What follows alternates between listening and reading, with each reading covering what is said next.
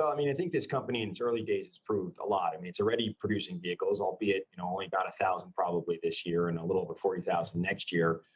They've got an unbelievably good product. They've got an unbelievably good strategy that goes beyond sort of just the tip of the iceberg that traditionally automakers, and in some cases even Tesla, are looking at, and has a sort of a lifetime revenue target that's almost 2x what most traditional players and even Tesla is going after.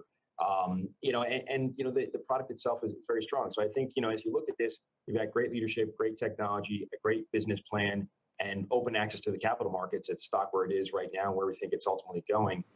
We think you have to think about this 5 to 10 years out, not in present terms. And I think, RJ and the team are really going to prove this out over the next 5 to 10 years. Yeah, I mean, you're talking about the product. When I try to think about this from an investor perspective, do we really know how good the product is? I mean, isn't that something that has to be sort of road tested, customer approved over time? I mean, the concept's great. It's been signed off on by a number of people who should know good from not so good, but we've seen that with Nikola, at least implied, and it hasn't panned out.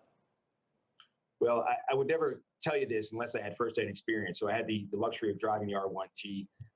In one moment, I drove it on a straightaway and got it up to well over 100 miles an hour on a private road in very short order, and then climbed a rock wall in that same vehicle about 15 seconds later.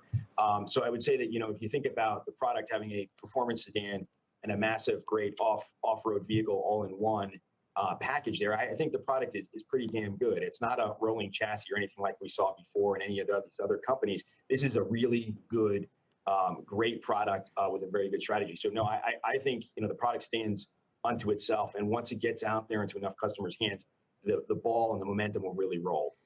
Right, John, once it gets into customers' hands, but so much of the bull case about this company has been about the idea that it's going to be supplying Amazon's EV fleet. Is there a risk that Rivian puts all of its investment towards that product and misses the consumer appeal that has made Tesla such a winner in the space?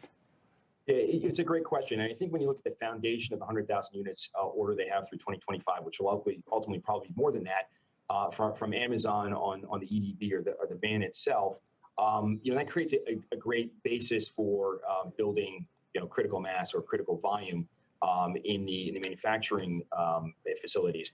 I do think the 55,000 orders that you have on the consumer side will grow over time, but the dual tracking of those products together is really what RJ is focusing on, so you can understand launching more and more products simultaneously going forward. So I don't think RJ and the team are really just focused on the van. I think they're focused on both products and understanding how to launch multiple products at the same time, so that as they ultimately, march towards their goal of, and this will take very long, to getting to 10 million units, over time, they'll be able to handle these multiple launches that you'll need to do year in and year out, which is something that Tesla has really not done. And I think this is very unique, and it may mean that it takes them a bit longer to get to escape velocity out in 2030 plus, but they're doing it and approaching this in a correct way. So no, I don't think there's any hyper focus on one product. It's a hyper focus on understanding how to launch multiple products at a time to really create true growth that is something that is lacking in Tesla as far as this multiple product launch ability. Right. But John, you would agree that it's that relationship with Amazon that makes Rivian, right? There's no, I mean, a lot of the notes this morning just point out that their access to capital and influence flows largely through Amazon, something that a lot of their rivals don't have. Listen, I think it creates a great basis for, once again, filling the factories, as well as potentially helping build out a network of necessary service stations that you could leverage on the commercial side and on the consumer side. But Carl, listen, I would not discount this R1T or the R1S. If you drive this, you'll understand you have a product, at least in my opinion, that is far superior fit, finish, and quality, ride and handling, and everything else to what Tesla has put out as far as what a mainstream consumer would like. So I think the Amazon side of the story is critical to building sort of the foundational volume that you need to drive one of these companies' success over the long term. But the consumer side is pretty fantastic as well. So no, I wouldn't just say they're putting all their eggs in the EDV and the Amazon basket. They've got their eggs in a lot of baskets, and they're pretty full. All right, and the basket getting more full, it appears. The baskets, I should say, with that stock up 4% this morning. John, thank you. Thank you.